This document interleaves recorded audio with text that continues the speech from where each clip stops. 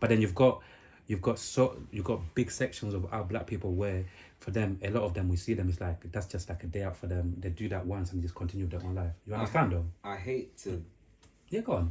place it squarely on environment, but the environment that we're in has been created so that we can't unify, because as soon as we unify, we mobilize, and if we mobilize, we take action.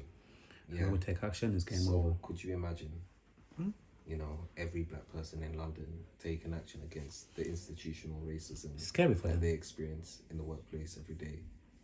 Could you imagine every black person in the UK, taking action against the pay disparities between them and their white counterparts? Could you imagine that? Us fully mobilized, unified. It's scary to some degree, isn't it? Because you know that there would be some level of change. Drastic change. That's why you're smiling right now. I know. Yeah? Because it's scary to understand what we can do when we're unified. And that's not to say it's to harm people, but we know we can achieve what it is that we want. So it's understandable that we aren't unified now, because if we were, we would mobilize, and we would mobilize effectively. We've seen, like you said, you mentioned names like Malcolm X, we've mentioned, our revolutionary forefathers in Africa and everything else. They mobilized. They found a way to band enough people together to change. And that's what they did. And they held on to power, and it corrupted them and everything else. But that's a different conversation. But at that point, they mobilized and they got the change that they needed. Yeah, so I still think it's achievable. But like I said, we need to figure out a different way of protesting. I totally agree.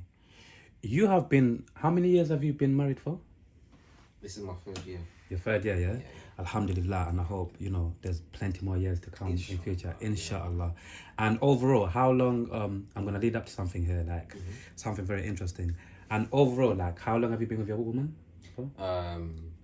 All right, so this is the 10th year. All right, so she'll say it different. Yeah. This is the 10th year that we met.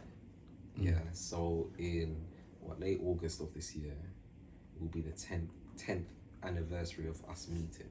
But it's our 9th year together. Sorry, I hit the mic. It's our 9th year together. I'm not gonna lie, man. Look, the key, alhamdulillah, longevity. Obviously, as a brother, like, out here, the streets are cold. A lot of people are struggling to stay in meaningful relationships. Yeah, that is true. Even before getting into relationships, a lot of people are struggling to find someone who they can actually build a relationship with because of these. I'm not even gonna say these. I used to always say like these crazy times that we're living, but today I'm not gonna say these crazy times that we're living, and I'm gonna say in these interesting times that we're living in. Interesting times indeed. You get me? And going back to you, my brother Rogers, going back to you, and as a man, as a young man, and some boys. This part is going to be mainly for the boys, the men.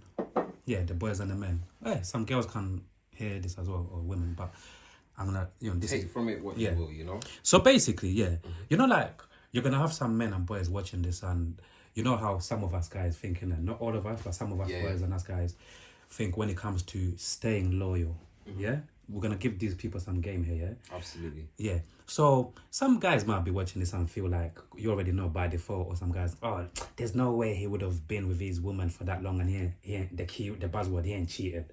You know what I'm saying? Like, for those people, because I feel like, again, once upon a time I was like that a good few years ago, innit? But the more I've grown up, I've understood that no.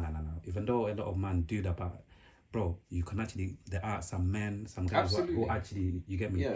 Bro, who actually say, fuck all of this, what I'm building at home with my wife is a lot more meaningful than some random pussy, just being blunt. So going back to, for some of the guys who might be watching this, and think, man, of course my man cheated over the year, what would you say to them? Say, why does it bother you? First and foremost. You know the ones, first and foremost. What a next man is doing should not really bother you. Yeah, but I can also understand why that question, might bother you or might be interesting to you.